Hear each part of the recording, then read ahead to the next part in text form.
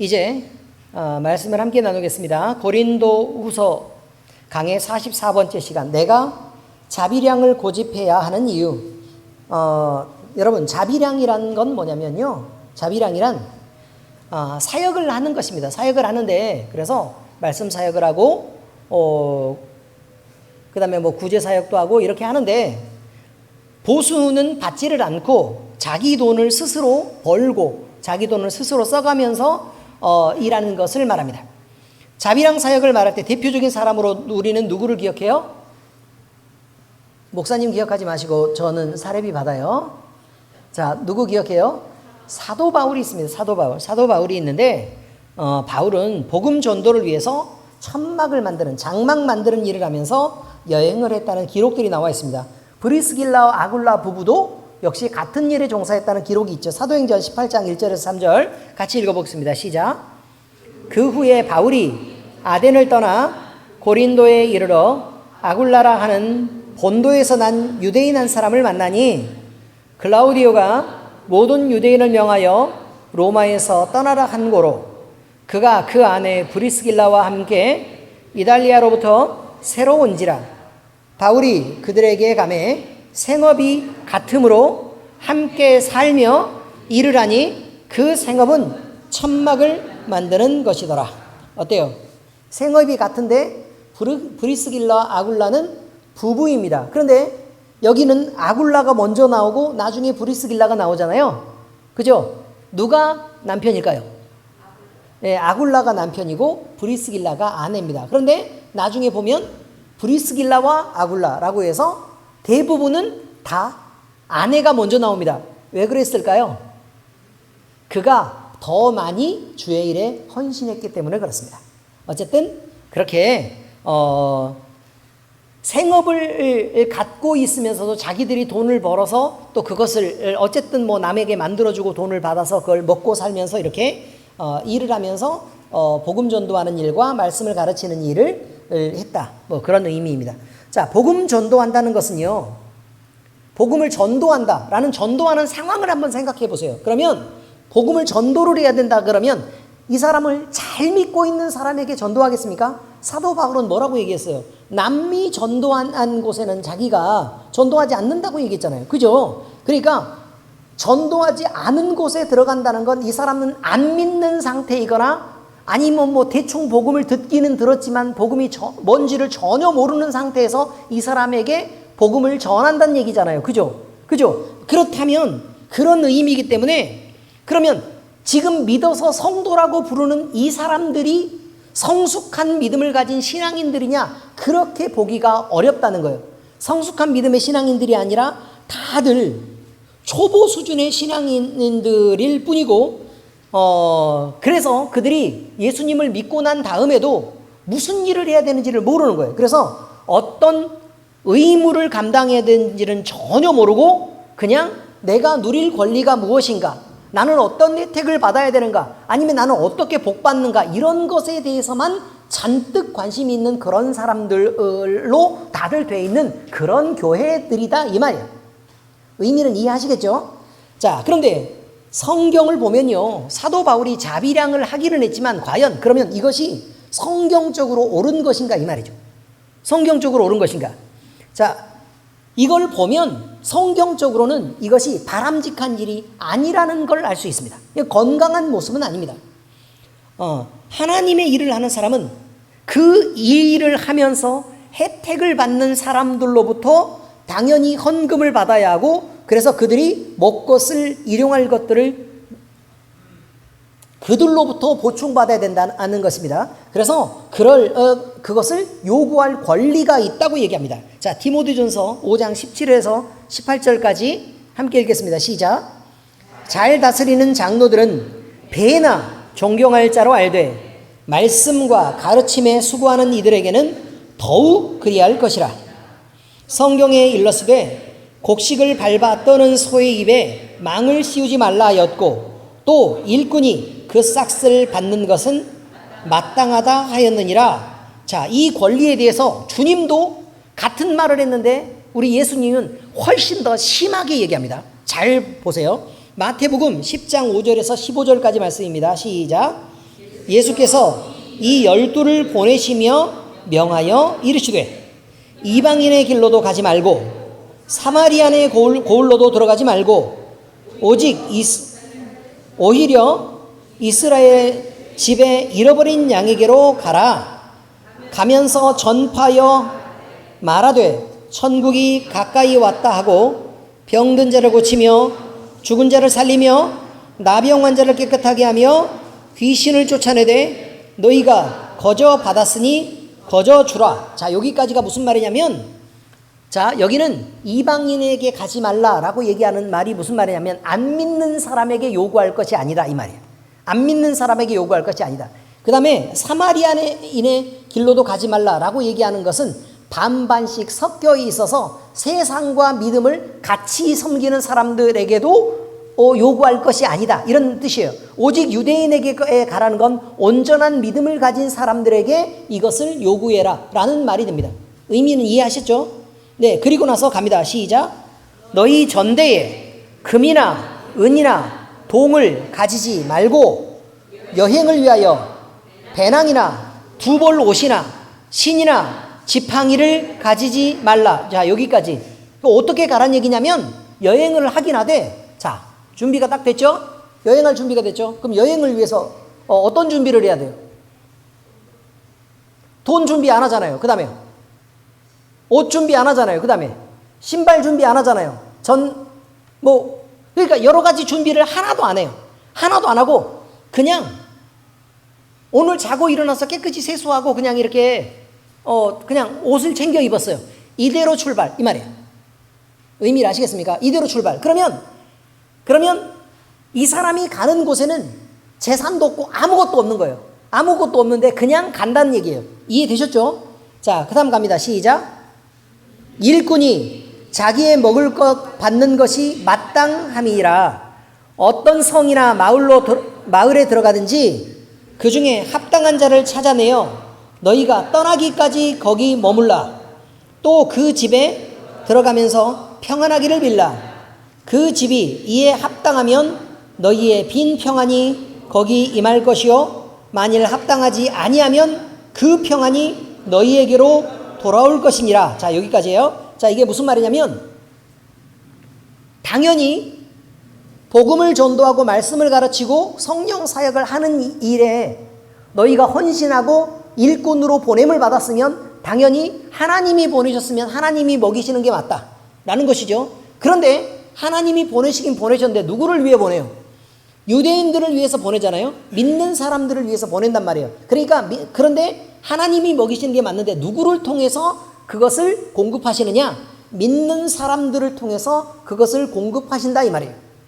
의미는 이해하셨죠? 믿는 사람들을 위해서 통해서 그걸 공급하신다. 그래서 그 집에 들어가거든. 그러니까 그것을 공급하기에 합당한 사람이라고 생각이 들거든 거기에 들어가서 평안을 빌고 그리고 떠날 때까지 그 집에 머무르래요.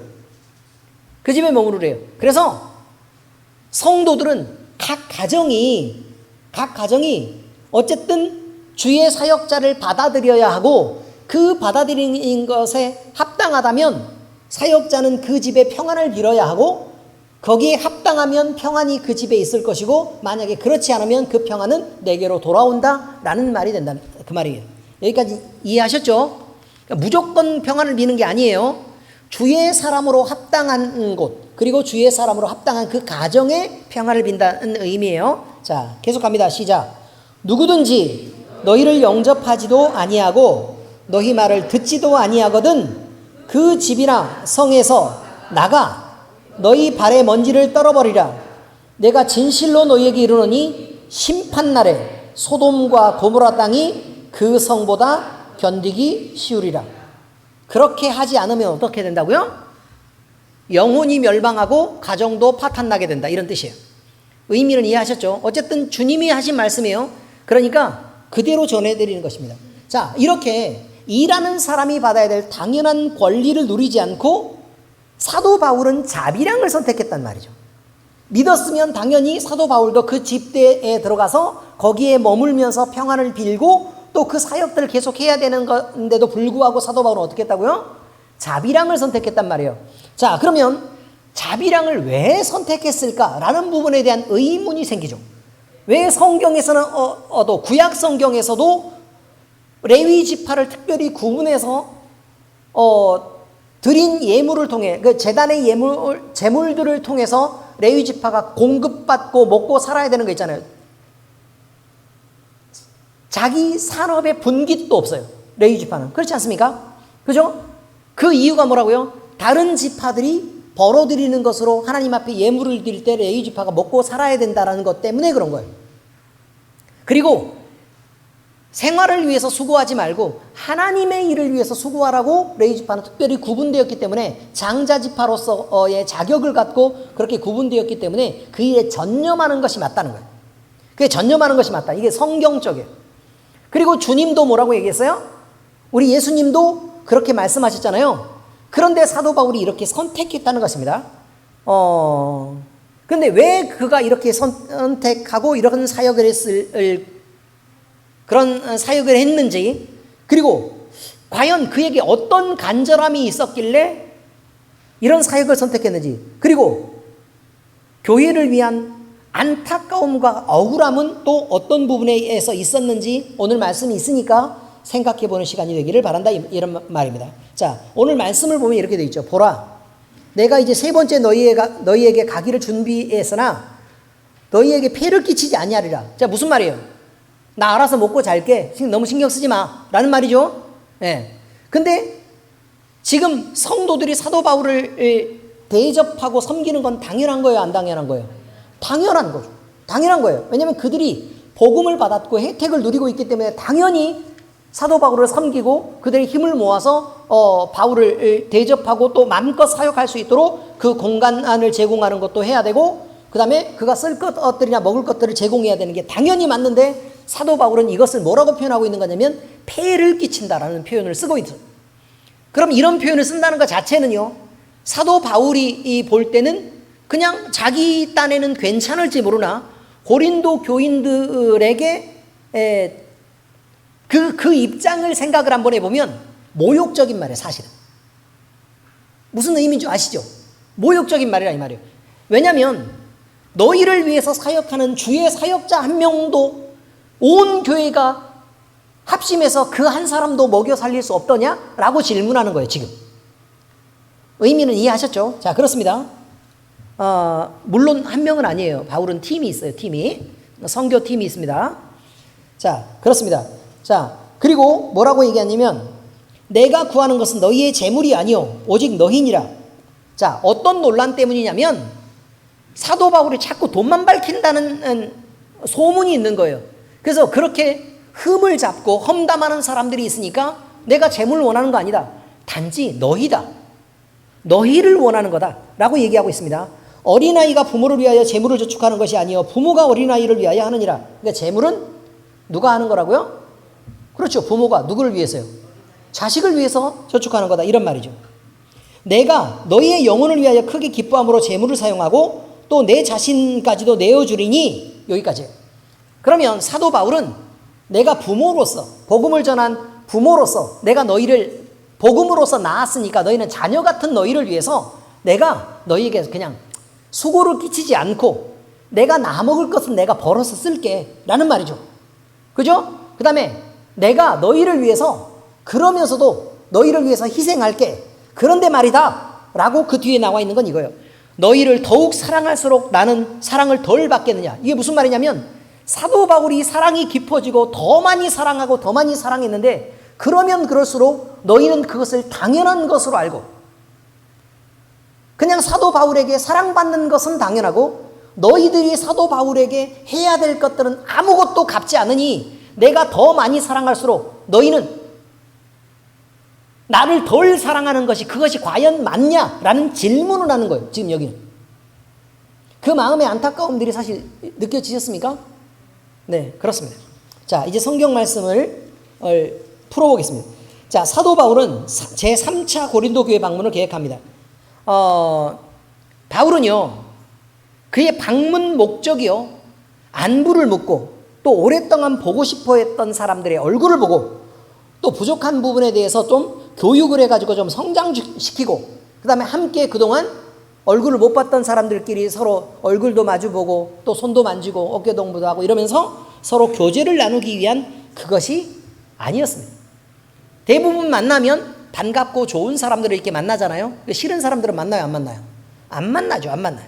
그런데 사도 바울도 고린도 교회를 제3차 방문을 하고 있는데 그런 일반적인 교제 때문에 만나는 것이 아니었다. 이미 고린도 교회에서는요, 문제가 충분히 있다는 걸 지적을 했었습니다. 치리해야 될 문제가 있었습니다. 그런데 그 문제를 계속 끌고만 갈 게 아니라 언젠가는 그것을 매듭짓고 끊어줘야 되잖아요. 그래야 교회가 계속해서 부패해가지 않을 테니까 그걸 끊어줘야 되는데 그렇게 마무리를 지어야 되는 시급한 문제가 있었다는 것입니다. 그런데 그 문제는 뭐냐? 바울의 사도권에 대한 비난도 있었고 그 다음에 여러 가지 성적으로도 타락하고 있었고 그 다음에 거짓 선지자들을 용납하면서 복음을 왜곡시키는 것들도 있었기 때문에 지금 끊어주지 않으면 거룩한 교회의 모습이 이어지기가 어렵다는 판단 때문에 바울은 단호하게 치리하고 그 다음에 이 일을 매듭짓기를 바랐습니다. 자, 그래서요, 그러면 이 일을 매듭지려면 어떻게 해야 돼요? 주동자들은 어떻게 해야 되죠? 교회에서 끊어내야 되죠. 그죠? 거기에 가담한 자들은요, 회심하지 않으면 이 역시 끊어내야 되는 것입니다. 교회에서 쫓아내야 된다 이 말이에요. 교회 안에 들어올 수 없습니다. 딴 교회 가면 딴 교회. 우리 교회는 안 된다 이거. 아시겠죠? 네.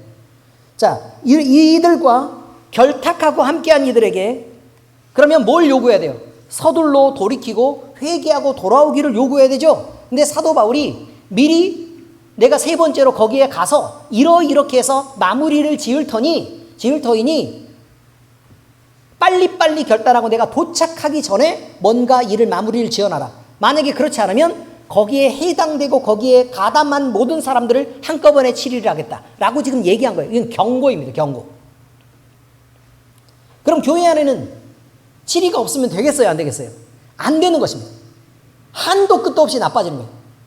용납하고 사랑이라 그래서 용납하고 또 용납하고 그러죠. 그러면 어린아이의 일을 용납하면 성장하지 않습니다.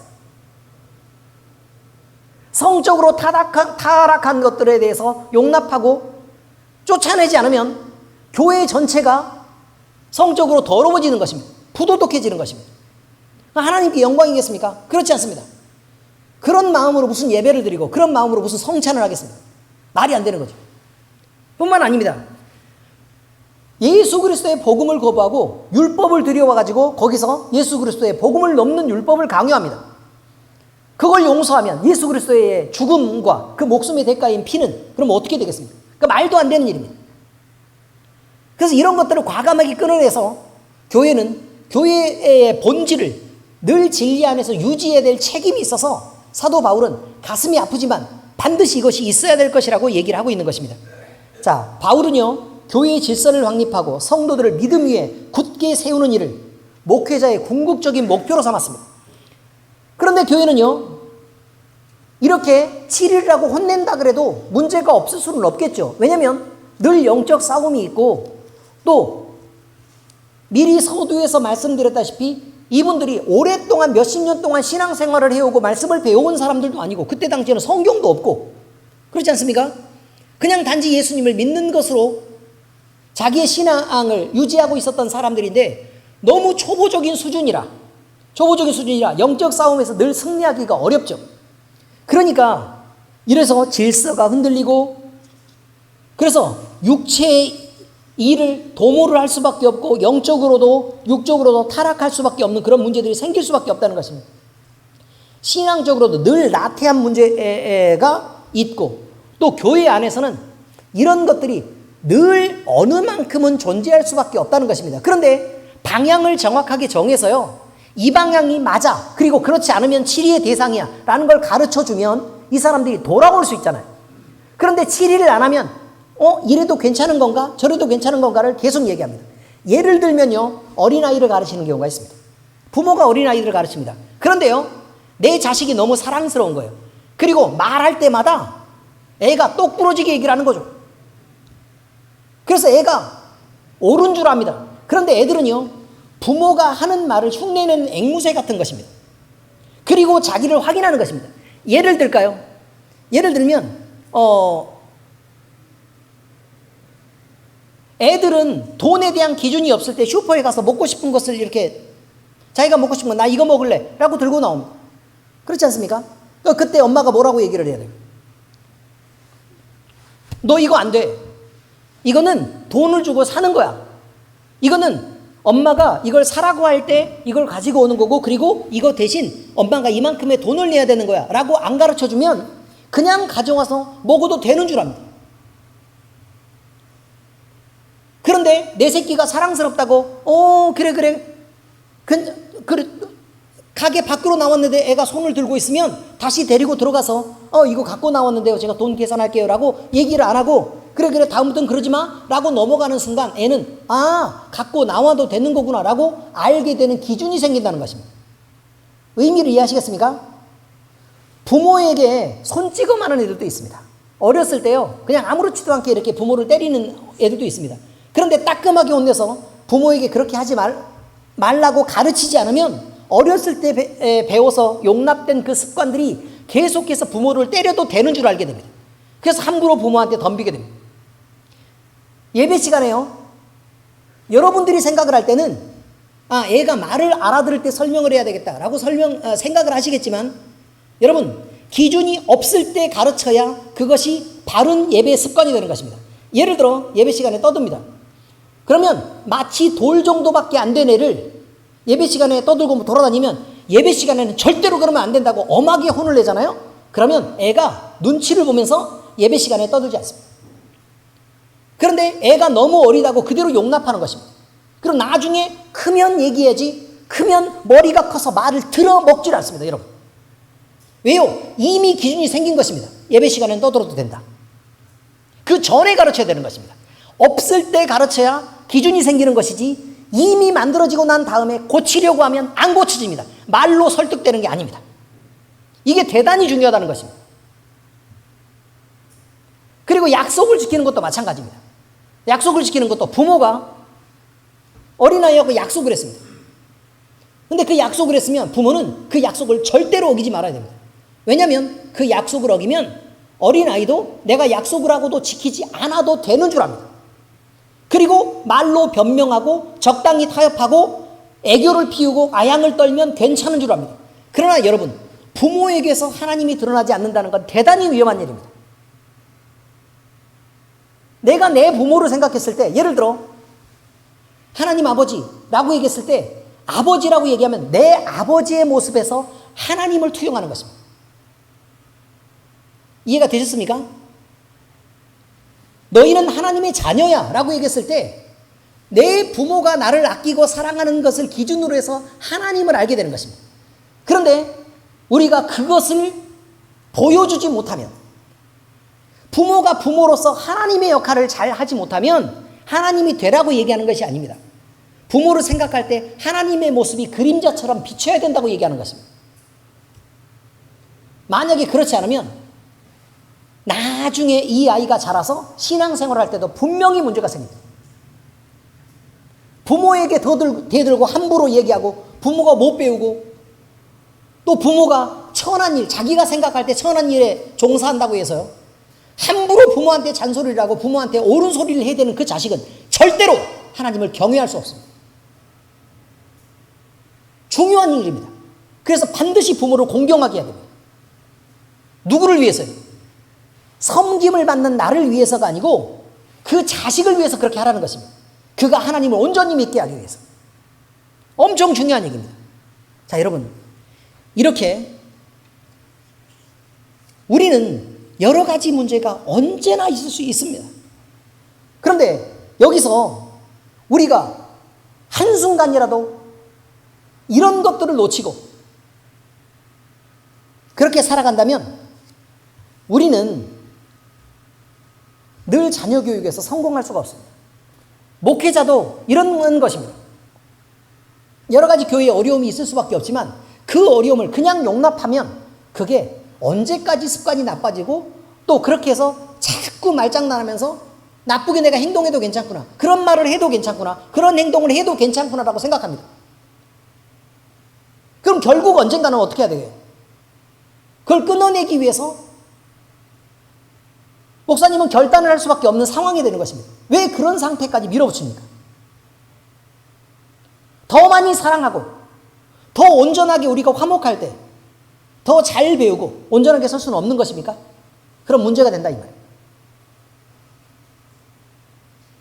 그래서 목회자는 늘 긴장의 끈을 놓지 말아야 하고 질서를 세우며 불의와 분열이 있음에도 불구하고 그것들을 깨뜨리려고 노력해야 되고 동시에 이런 엄한 모습도 있어야 되지만 성도들을 아끼며 사랑하고 성장시키며 진리를 지켜내고 또 늘 화목을 유지하게 하는 그 노력을 늘 기울여야 되는 것입니다.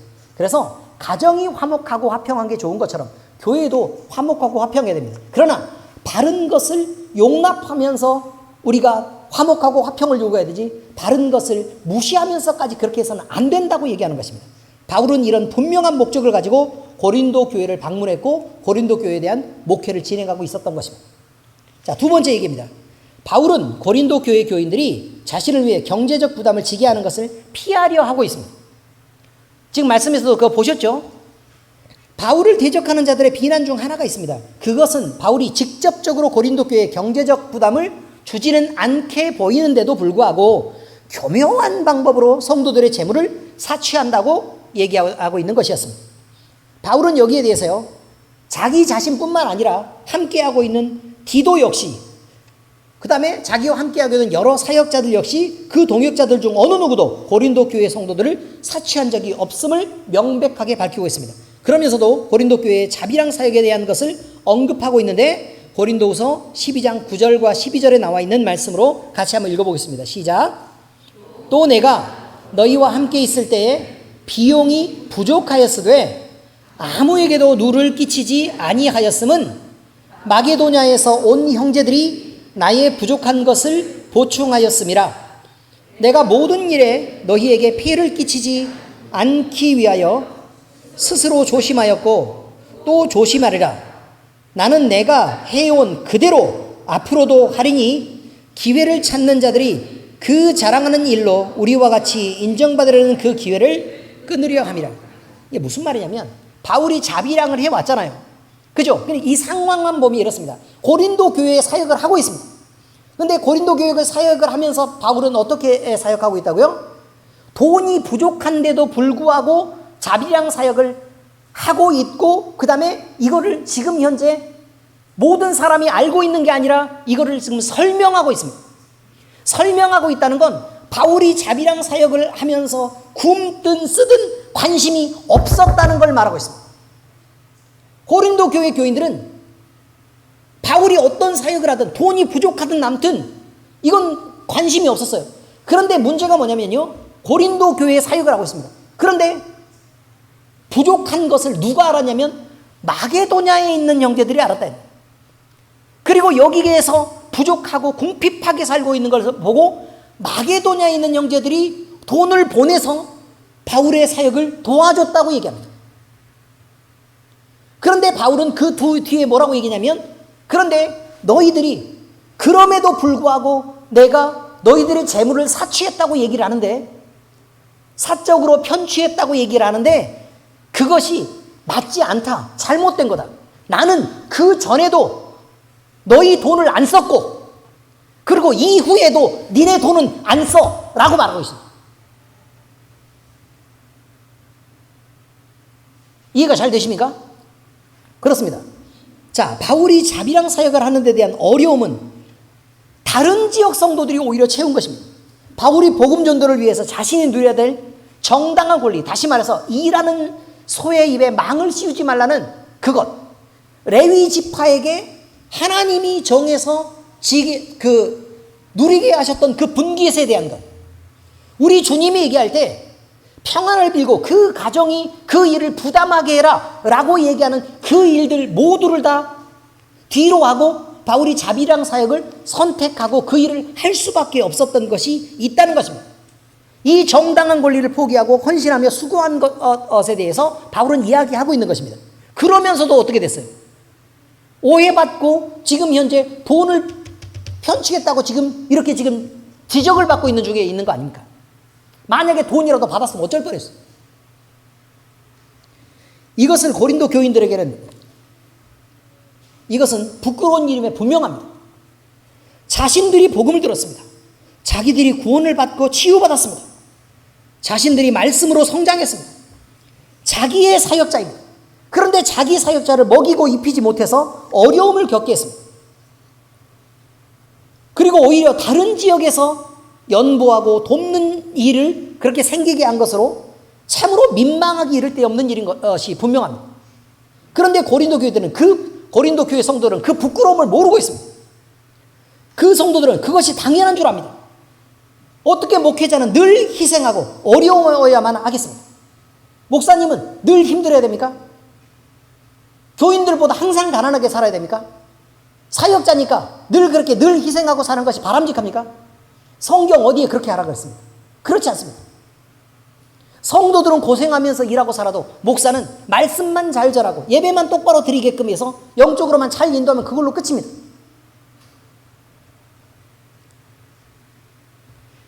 아무리 자기 자신이 그 길을 선택해서 걷는다고 할지라도 은혜를 받은 자들은 자기의 도리를 다해야 되는 것입니다. 바울이 이런 자비랑을 선택한 이유가 무엇이냐? 네, 이거죠. 성도들이 너무 어리고 철딱선이 없어서 그렇습니다. 이제 막 믿은 거예요. 세상적으로 늘 밝히는 게 돈입니다. 늘 밝히는 게 돈이고 자기밖에 모르는 것입니다. 그러니까 고린도 교회 교인들이 그런 모습을 갖고 있고, 그러니까 이들에게 이 사역을 위해서 내가 수고를 하고 있으니까 사역자를 먹이고 너희들이 섬기는 게 마땅하다라는 말을 못하는 것입니다. 왜냐하면 그걸 받아들일 만한 그릇이 못 되니까. 이해가 되셨죠? 자비랑은 이유가 있다는 것입니다. 그래서 자비랑을 고집할 수밖에 없는 것이다 이 말이에요. 아니 그러고서 나서도 욕을 먹는데. 그래서요, 고린도 교회 성도들이 믿음이 어른스럽게 성숙되지 못하였기 때문에 그렇게 할 수밖에 없었다면, 그래서 여전히 자비랑으로 수고하며 어렵게 복음을 전하는 것이 더 유익하다고 판단할 수밖에 없는 것입니다. 그래서 고린도 교회의 믿음은 참으로 하나님 보시기에 아쉬울 수밖에 없고, 하나님 보시기에 못나고 부끄러웠고 수치스러운 믿음인 것입니다. 이런저런 이유로 바울은 고린도 교인들이 자신을 위해 경제적 부담을 지게 하는 것을 피하려고 했던 것입니다. 왜냐하면 하나님의 이름에 덕이 되지 않기 때문에 그렇고, 어렵다고 예수 그리스도의 복음은 전하지 않을 수 있는 게 아니기 때문에 그랬다는 것입니다. 세 번째입니다. 더 많이 사랑하는 쪽이 더 많이 희생하는 것이다. 내리사랑이란 말이 있습니다. 내리사랑. 부모와 자녀 사이의 사랑을 표현한 말이기도 하고, 할머니와 할아버지가 자식과 손주를 사랑하는 말에 대한 표현이기도 합니다. 여러분, 우리가 어렸을 때는요, 부모가 나를 얼마나 사랑하는지를 모릅니다. 그러나 내가 자식을 낳고 살다 보면 내 자식이 얼마나 귀하고 소중한 줄 압니다. 오히려 내 목숨보다 소중하고, 그리고 내가 사는 온통 중요한 의미는 내 자신이 유명해지고 성취하기 때문이 아니라 내 자식이 멋들어지게 잘 자라면 그것보다 더 당당하고 힘있게 되는 것이 없다는 것입니다. 그런데 여러분, 자기 자식을 그렇게 애타게 사랑하고 보니까 결국 나도 잊고 살았던 내 부모가 이제 보이기 시작하는 것입니다. 내가 정말 부모한테 이렇게는 못하는데 내 자식한테는 온갖 정성을 다하면서 이렇게 내가 쏟아붓고 있는 거구나 라는 걸 나중에 느끼게 되는 것입니다. 내리사랑입니다. 그 내리사랑이란 일종의 변명입니다, 여러분. 내가 내 자식은 마음껏 사랑하는데 부모는 마음껏 사랑하지 못하잖아요. 그렇죠? 그러니까 사랑은 내리사랑이야 라고 얘기하는 것입니다. 그리고 할머니 할아버지가 돼서도요, 내리사랑이라는 말을 합니다. 왜 그런 줄 아십니까? 내가 내 부모를 마음껏 사랑하지 못했기 때문에, 내 자식을 사랑하는 것처럼 그렇게 챙기고 마음껏 사랑하지 못했기 때문에 그 부끄러움이 내 마음에 있는 것입니다. 그래서 내가 내 자식에게 섬김을 받지 못하고 내 자식은 지 새끼만 알고 그렇게 막 이렇게 아끼고 사랑하는 걸 보면서도 못내 섭섭하죠. 그러나 그것을 말로 표현하지 못하는 것입니다. 왜요? 내가 그 꼴이었으니까요. 내가 뭐 내 부모한테 더 잘한 게 있어야죠. 그래서 내리사랑 그렇게 하는 것입니다. 부모가 나를 사랑하는 것은 너무 당연한 거고, 나는 내 새끼를 그렇게 사랑해야 된다고 그렇게 생각하는 거, 여러분, 그게 모두 바른 것이겠습니까? 그렇지 않습니다. 그런데 여러분, 부모는 자식이 내가 주는 것보다 덜 나를 사랑해도 그냥 쉽게 용납하고 넘어가는 것이 부모입니다. 그렇지 않습니까? 왜냐하면 내 자식이 부모가 기대하는 것만큼 사랑으로 되돌려주는 그런 것은 존재하지도 않기 때문에 그렇습니다. 바울은 이방인의 전도자로서 많은 사람들을 전도하고 영혼은 구원하는 일을 하였습니다. 그들을 교육하여 가르치고 영적으로뿐만 아니라 양적으로뿐만 아니라 질적으로 더 많이 부흥시키고 성장시켰습니다. 그런 의미에서 바울은 자신이 전도한 이방 교회의 성도들을 자녀처럼 생각하고 자기가 부모가 된 듯한 느낌을 늘 갖고 있습니다. 사도 바울의 그 사랑, 교회에 대한 사랑은 죄 많은 자기를 용서하고 희생하신 우리 주님에 대해서 내가 어떻게 나를 드리면 좋을까에 대한 헌신이었고, 자신이 복음으로 낳은 그 자식에 대한 내리사랑이었다는 것입니다. 빌립보서 1장 10절을 보면 그렇게 되어 있습니다. 갇힌 중에서 낳은 아들 오네시모를 위하여 내게 간구하노라. 보세요. 낳은 아들이라고 표현하잖아요. 그죠? 그러니까 자기가 전도한 사람들에 대해서 이런 마음을 품고 있었다고 얘기한 것입니다. 그런데요, 바울은 고린도 교회와 성도들을 향해서 아무리 내리사랑이라고 얘기하지만 섭섭한 마음들이 있다는 것을 우리는 성경을 읽으면서 찾을 수 있습니다. 그것은 자신은 고린도 교회와 성도들을 특별하고 끔찍하게 사랑했지만 돌아오는 그들의 반응은 겉으로만 존경하는 선생님으로 되어 있지, 실상은 바울의 사도권을 의심하여 거짓 사도들과 함께 한 통속이 돼서 사도 바울을 사도가 아니라고 공격했고, 그리고 비난했습니다. 그 다음에 또 신령하지 못하다, 외모가 경건한 모습이 아니다. 아니 외모가 뭐 어떻게 경건한 거예요? 제가 특별히 외모 때문에 지금 발끈하는 것처럼 보이십니까? 그렇지 않습니다, 여러분. 외모는 준수한 편입니다. 돈만 밝힌다라고 비판하는 등 냉담하기 이를 데 없는 여러 가지 태도를 보였기 때문에 그렇습니다. 바울은요, 사도라는 것이 의심할 여지가 없는 것이 그에게 나타난 성령의 능력이 어마어마했습니다. 그래 누가 그를 사도가 아니라고 의심할 수 있었겠습니까? 본 제자들보다 훨씬 더 더했습니다. 하나님은요, 사람을 볼 때 외모를 보지 않고 마음의 중심을 보시는 것이기 때문에 바울이 사도다 아니다 라는 건 하나님이 부르신 거니까, 그가 빠박이든 아니든 눈에서 눈물을 흘리면서 계속 눈곱을 이렇게 닦고 있든 말든, 키가 작고 배가 나와, 이건 아닙니다. 그랬든 별 문제가 아니라는 거죠. 외모가 그렇게 중요하지 않다고요.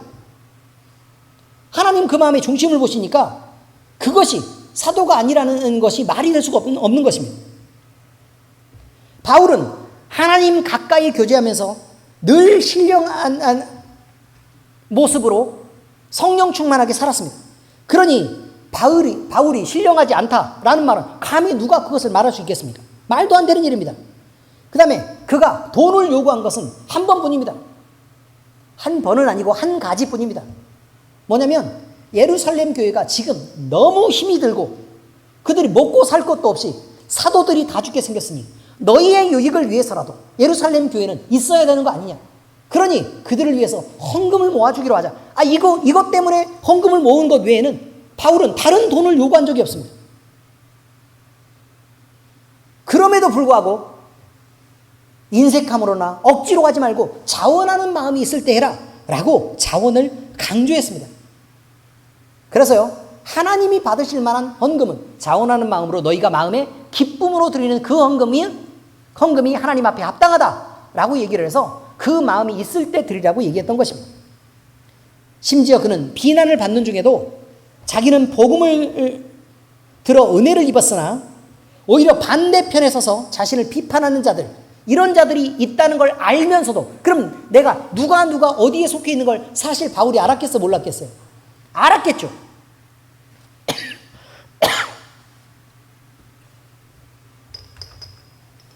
다 알고 있었을 것입니다.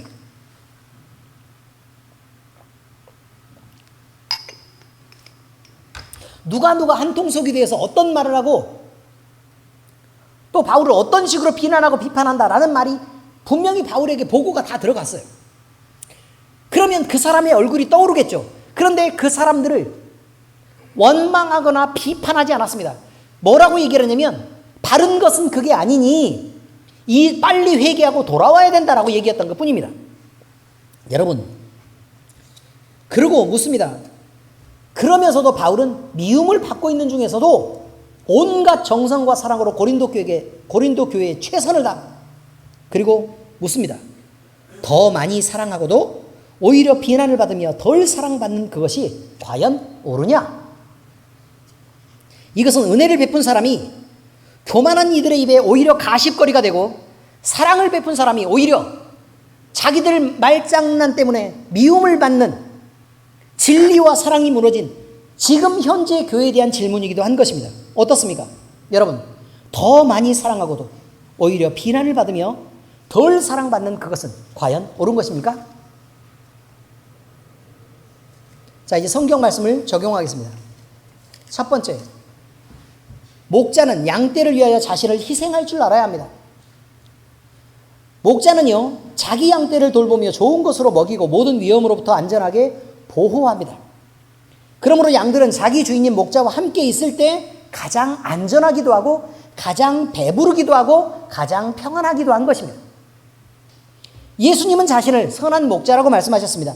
우리 주 예수님은 우리에게 선한 목자가 되시고 우리는 그의 소유인 주님의 양이라는 것입니다. 자, 요한복음 10장 14절에서 15절 같이 읽겠습니다. 시작. 나는 선한 목자라. 나는 내 양을 알고 양도 나를 아는 것이 아버지께서 나를 아시고 내가 아버지를 아는 것 같으니 나는 양을 위하여 목숨을 버리노라. 이렇게 설명하고 있습니다. 목자이신 예수님은 자기 양떼를 이끌어 안전하고 풍성하며 평안한 곳, 즉 푸른 초장, 쉴만한 물가로 인도하십니다. 자, 그곳이 어디입니까? 그것은 하나님의 품이며 하나님이 공급하시고 다스리시는 하나님의 나라입니다.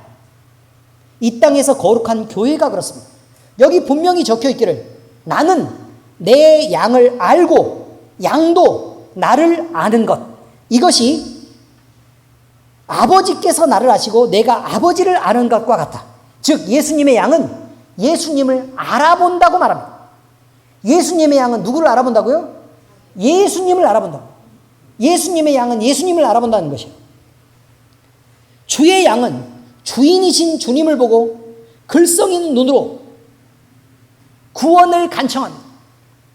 그래서 그 눈을 보신 예수님은 그것을 외면하지 못하시고 자기 목숨을 아끼지 않고 위험한데도 불구하고 그들을 구원해 내시는 것이 바로 목자와 양의 그 관계라는 것입니다. 목자는 예수님이기도 하지만 사도 바울과 교회의 관계에서 사도 바울이기도 했고 교회에서 성도들을 이끄는 목사도 목자입니다. 이는 우리 주님이 우리를 부르시고 제자를 삼으셨을 때 목양의 사명을 우리에게 주셨기 때문에 그렇습니다. 자, 요한복음 21장 15절에서 17절까지입니다. 시작. 그들이 조반 먹은 후에 예수께서 시몬 베드로에게 이르시되 요한의 아들 시몬아 내가 이 사람들보다 나를 더 사랑하느냐 하시니 이르시되 주님 그러하나이다. 내가 주님을 사랑하는 줄 주님께서 아시나이다. 이르시되 내 어린 양을 먹이라 하시고 여기서 끊습니다. 여러분, 이게 무슨 말이냐면 주님이 묻습니다. 뭘 묻죠? 요한의 아들 시몬아, 다시 말해서 희자야, 이렇게 부른 것입니다. 그렇게 부르고 뭐라고 말씀하시냐면 네가 다른 사람들보다 나를 더 사랑하느냐 라고 묻습니다. 그러니까 당연히 내가 주님을 사랑하는 줄 주님이 아십니다 라고 얘기하니까 내 양을 먹이라 이렇게 말합니다. 무슨 말이냐면 내 양을 먹이는 건 그 양떼가 사랑스럽고 그 양떼가 말을 잘 듣고 그 양떼들이 고집 피우지 않고 그 양떼들이 예배 시간에 안 졸고 그 양떼들이 성경이나 책 읽는다고 약속하면 열심히 신앙생활을 해서 그렇게 다 읽어주고 헌신하고 봉사하고 모범이 되고 그렇기 때문이 아니라는 것입니다. 그렇지 않음에도 불구하고 예수님이 질문은 이것입니다. 네가 나를 더 사랑하느냐입니다. 그러면 내 양을 먹여라입니다. 이해가 되십니까? 목양은요, 여러분, 성도들을 사랑해서 하는 게 아닙니다. 주님을 사랑하기 때문에 하는 것입니다. 바로 그것입니다. 성도들을 사랑하고 돈을 사랑하고 재물을 사랑하고 권력과 명예를 사랑해서 하는 게 아닙니다, 여러분. 주님을 사랑하기 때문에 하는 것입니다. 그 한 마음을 품고 하는 것입니다. 다시 묻습니다, 여러분. 계속 읽겠습니다.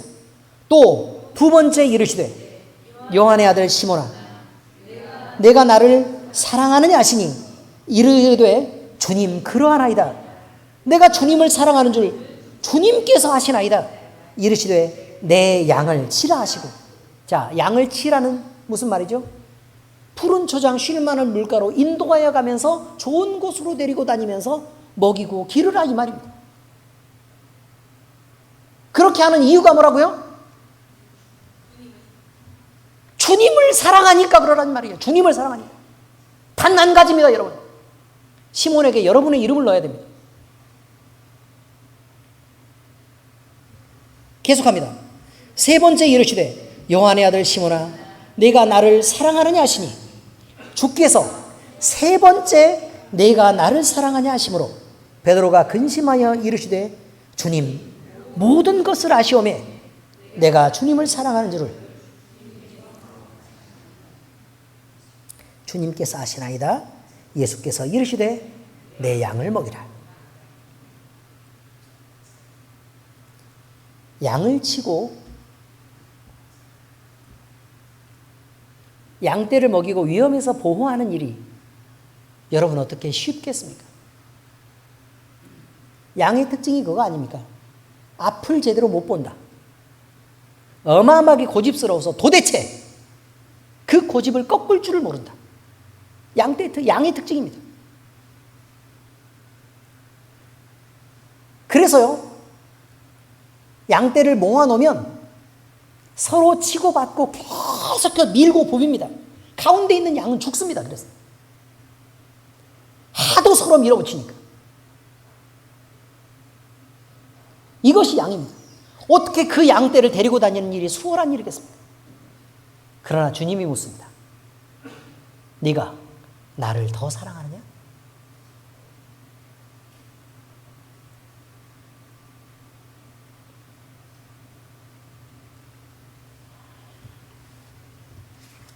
우리 주님이 보이신 모범은 목자란 어때야 되는지에 대해서 우리에게 분명하게 기준을 제시합니다. 죽기를 각오하고 목숨을 버리면서까지 자기 양들을 사랑해내는 것, 그것이 목자입니다. 주 안에서 바르게 가르쳐야 합니다. 주 안에서 안전하게 해야 합니다. 하나님과 화목하도록 이끌어야 합니다. 그것이 목자입니다. 그래서 양떼들은 그냥 멋모르고 그냥 사는 것처럼 보여도 푸른 초장에 가 있고 쉴 만한 물가에 늘 있게 되는 것입니다. 그래서 행복을 누리게 되고 그것이 목자의 사명인 것입니다. 여기에 목자의 희생이 필요하다고 얘기하는 것입니다. 두 번째, 사랑받은 사람은요, 그것을 되갚을 줄도 알아야 됩니다. 사랑은 주는 것이 받는 것보다 더 행복하다. 많이 말씀 들어보셨죠? 사랑은 주는 것이 더 행복합니다. 그런데 여러분, 왜 그렇게 사랑을 받기를 구하고 주는 것에 인색하십니까? 주는 게 더 행복한데 줄 사람이 없어서 그런 거 아닙니까? 그렇지 않아요? 내가 사랑을 주고 싶은 사람이 있으면 좋겠죠. 이슬아, 어마어마하지 않습니까? 우리 슬아가 우리 특별히 아는 척을 하기를 하니까 뭘 어쩝니까? 그럼에도 불구하고 그놈을 발견할 때 우리는 거기에 빠져드는 것입니다. 물론 여러분, 주는 것이 받는 것보다 행복한 것이 사랑이다. 틀린 말이 아닙니다. 자녀를 사랑할 때요, 여러분 곰곰이 생각해 보세요. 여러분의 자녀를 키울 때 여러분이 자식에게 준 것이 많은지 자식으로부터 받은 것이 많은지를 생각하시라. 어떻습니까? 진아를 위해서 헌신을 다해서 키우셨죠. 그죠? 그럼 진아에게 많은 것을 엄청 많이 쏟아부으셨습니까? 아니면 진아가 존재함으로써 집사님이 누리신 기쁨이 더 많았습니까?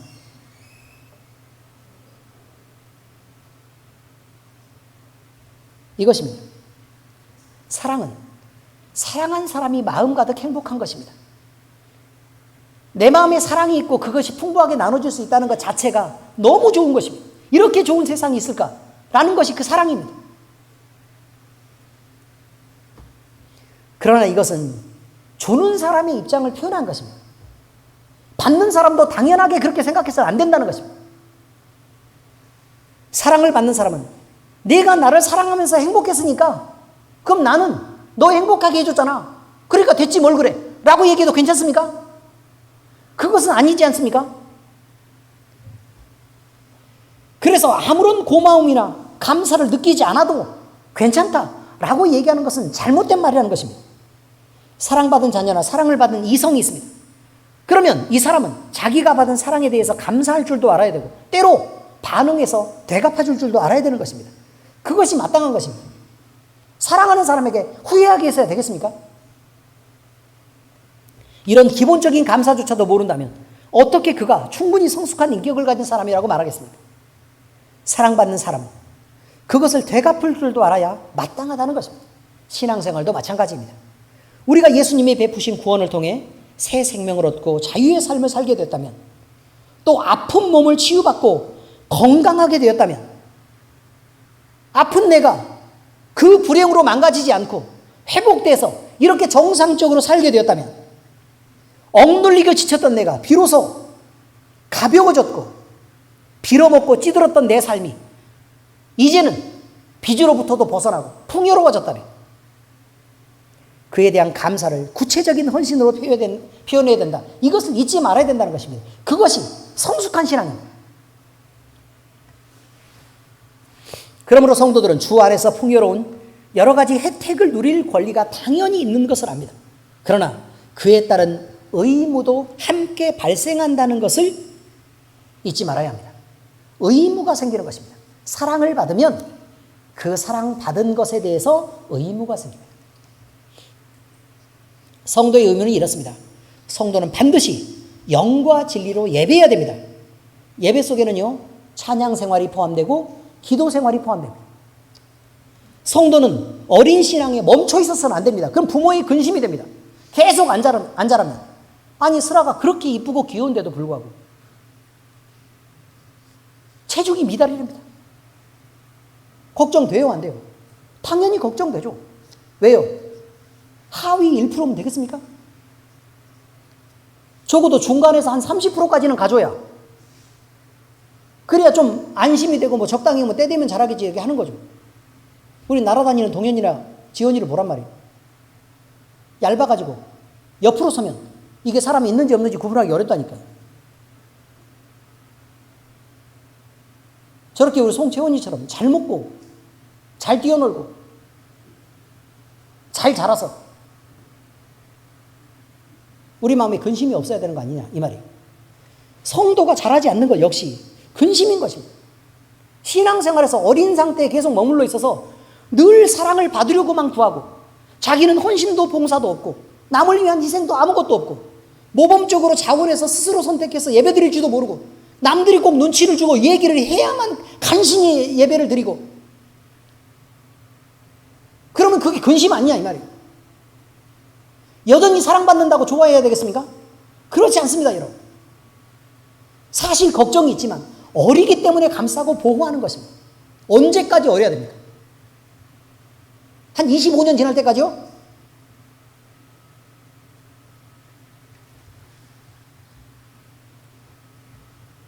또 성도는 겸손한 나눔을 통해 교제를 해야 됩니다.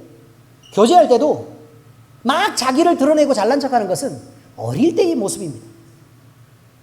겸손한 모습으로 다른 사람을 높여줄 줄도 알고 남을 섬길 줄도 알아야 어른스럽잖아요. 그렇죠? 이렇게 자라야 된다고 얘기하는 것입니다. 말과 행실이 겸손해야 되고 자기의 것을 내놓으면서도 좀 나누어주는 그런 구체적인 활동을 통해 성도는 서로를 돌봐야 하고 하나님의 말씀을 실천하는 장으로 삼아야 됩니다. 성도는 또 헌금과 헌물을 통해 교회의 목회자를 섬기는 일도 해야 됩니다. 이 거룩한 봉헌을 통해서 목사님도 있어야, 아니 없으면 어떻게 설교를 듣습니까, 여러분? 있어야 되죠. 그리고 목사님이 설교를 준비를 해야 되는데 맨날 일만 하고 피곤해 지쳐 있으면 겨우 이 정도 설교 수준밖에 안 나온다니까. 걱정되지 않습니까, 여러분? 더 잘할 수 있는데 그런 것입니다. 여러분의 거룩한 봉헌을 통해 말씀이 공급된다는 것을 잊지 말아야 합니다. 여러분의 거룩한 봉헌을 통해 예배가 살아날 수 있다는 걸 잊지 말아야 됩니다. 여러분의 거룩한 봉헌을 통해 교회당이 지어지고 교회가 또 바로 서가는 것입니다. 성도는 또 봉사의 일도 해야 됩니다. 봉사 없는 성도는 건강한 교회가 아닙니다. 여러분, 머리가 예수님이시고요. 우리는 몸의 각 지체라고 얘기합니다. 우리 몸의 각 지체 중에서 자기의 일을 안 하는 지체가 어디 있습니까? 아무것도 안 하고 있는, 야, 눈은 위에서 처박혀가지고 넌 도대체 뭐 하냐? 나는 좌우로 굴리면서 앞을 봐. 이렇게 일을 하지 않습니까? 그렇죠. 귀는요, 너 가만히 있고 아무것도 안 하네? 아니, 소리를 들어. 그렇죠. 속에 숨어서 너네 뭐 하냐? 아, 심장 뛰어. 안 뛰어도 괜찮냐? 라고 물어보겠죠. 간이나 폐도 일을 한다는 것입니다. 가만히 자리만 잡고 있는 뼈도 일을 하고 있어요. 일을 안 하고 있는 게 없습니다. 심지어 머리카락도 햇빛을 가려준다고. 그렇지 않습니까? 바로 이런 것입니다. 모든 교회의 성도는 각자 자기의 위치에서 봉사일을 반드시 해야 합니다. 그렇지 않는 것은 손톱 끝과 같습니다. 손톱 끝은 시간이 지나면 어떻게 되죠? 잘라내죠. 그럼 되겠습니까? 안 되죠. 그러니 여러분, 이처럼 사랑받은 사람은 하나님에게 뿐만 아니라 주의 교회에게도 또 사람에게도 그것을 되갚을 줄 알아야 마땅한 것입니다. 그래야 된다는 것을 잊지 마시기 바랍니다. 사도 바울을 짧게 줄여서 사울이라 그럴 뻔했네요.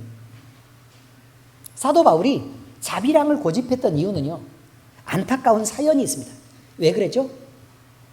고린도 교회가 정말 초등 수준밖에 안 돼서 그 수준에 도대체 목회자를 섬기고 온전한 교회를 만들어 나갈 그런 역량이 도저히 못해서 오히려 다른 사람들이 사도 바울을 도와주고 글을 세우고 있었고 고린도 교회는 그 일을 아무것도 하지 않아서 자비랑을 할 수밖에 없었다고 얘기합니다.